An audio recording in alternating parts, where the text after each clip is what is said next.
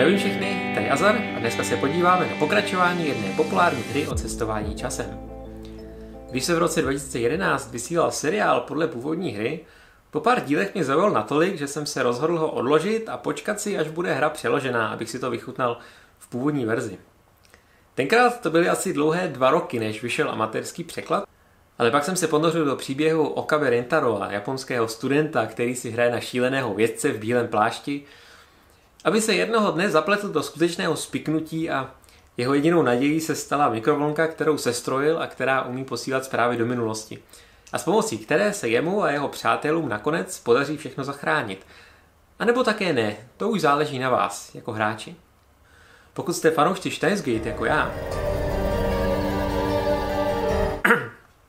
nejspíš sledujete aktuálně vysílané Steins Gate Zero.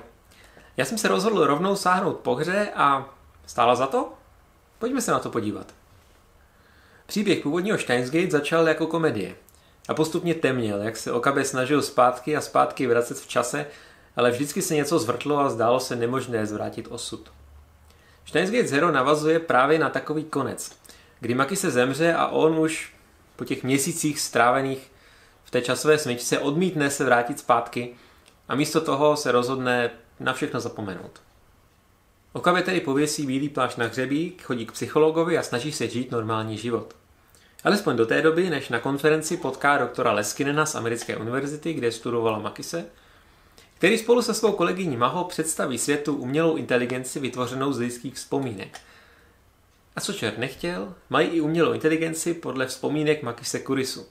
Takže se Okabe musí opět postavit v své minulosti a Makise se mu vrátí v podobě aplikace do telefonu.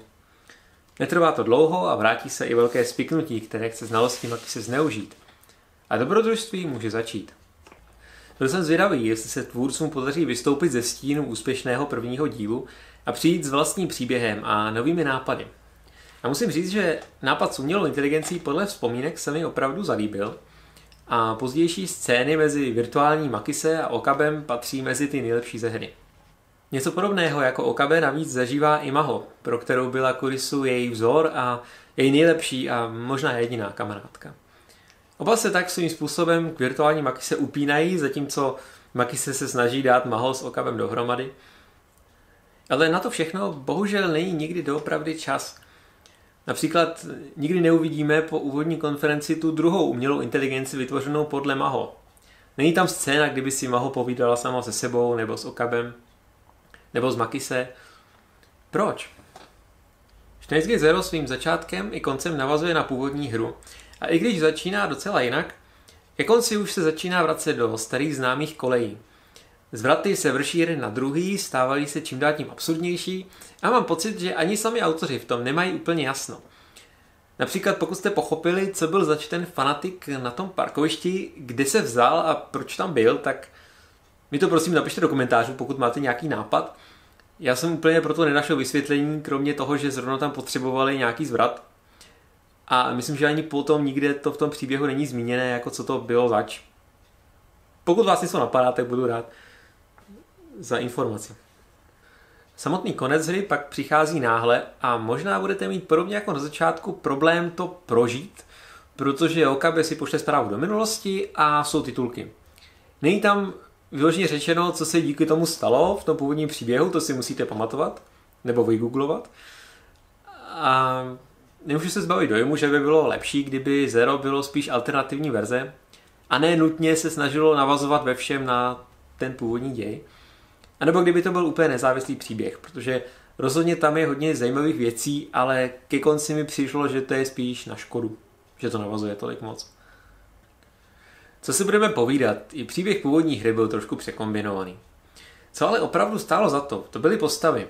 A díky tomu, že jste díky vracení se v čase viděli jejich různé možné osudy, tak bylo opravdu těžké jim nefandit. Steins Gate Zero se snaží prodat všechny známé tváře a tak jsou napínavé scény často střídané etýdami typu party v laboratoři, darovali svoji budoucí ženu a podobně, které vlastně ten příběh nějak neposouvají, ty postavy už stejně známe, takže bychom si to asi domysleli a jediné, co to dělá, tak to podle mě zdržuje.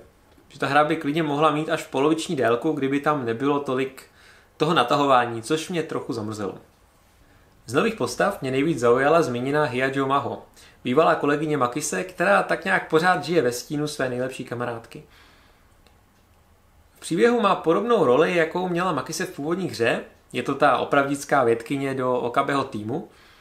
Kromě Okabeho má asi nejzajímavější příběh a největší meta-ironie celého Zero spočívá v tom, že i ten její příběh je tak trošku ve stínu té Makise a vlastně nikdy pořádně její linie nikam nevede. Chudák holka.